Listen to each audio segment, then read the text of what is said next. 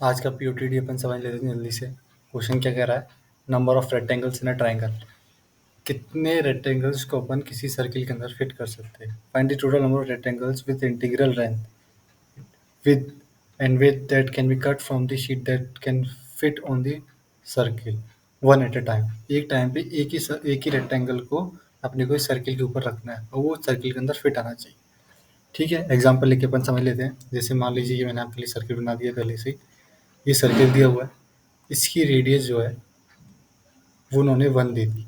ठीक है, तो इसके अंदर कौन कौन से जो है सर्किल रेक्टेंगल आ सकते हैं? एक रेक्टेंगल ये आ सकता है। ठीक है, इसकी जो डायमीटर होगी, डायमीटर आप पता है डी इक्वल्स टू आर होता है, तो टू आर मतलब 2 होगी।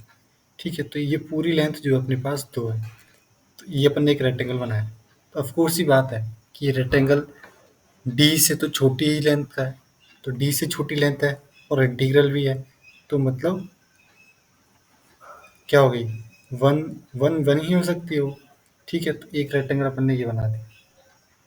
दूसरा रेक्टेंगल क्या बन सकता है? ये वाला, जब वो पूरा स्पेस को कवर करे, जब वो पूरे सर्कल को टच कर जाए। सर्कल को टच कर गया मतलब कि ये पूरी लेंथ जो है, जो इसका डायगोनल है, रेक्टेंगल का जो डायगोनल है, डायगोनल जो है वो जब डायमीटर के बराबर हो जाए।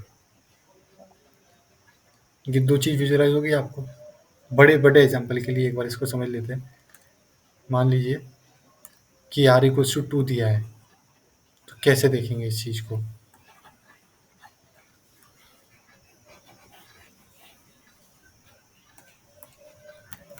आर इक्वल्स टू 2 है, तो ये अपने पास 2 है।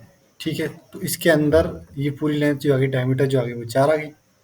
4 आ गई, तो मैक्सिमम जो बड़ा, सबसे बड़ा रेक्टेंगल जो बना सकते हैं उसकी डायगोनल की लेंथ 4 हो सकती है।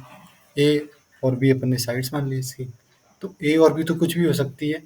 तो इतना तो पता चल रहा है ना आपको कि जब डायमीटर ही 4 है, तो ए की लेंथ भी 4 से छोटी होगी और बी की लेंथ भी जो है वो 4 से छोटी होगी। ये दोनों लेंथ छोटी होंगी। पहली कंडीशन आ गई आपके पास। दूसरी कंडीशन क्या आ गई कि ए का स्क्वायर प्लस बी का square should be less than diameter का स्क्वायर।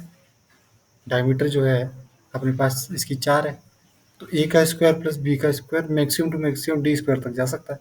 तो ये दो कंडीशन अपने पास आ गई। तो इन दोनों कंडीशंस को लेके अपन एक लूप लगा देते हैं। डी निकाल लिया अपन ने। ए की वैल्यू 1 से स्टार्ट करी क्योंकि इंटीग्रल वैल्यू चाहिए अपने को।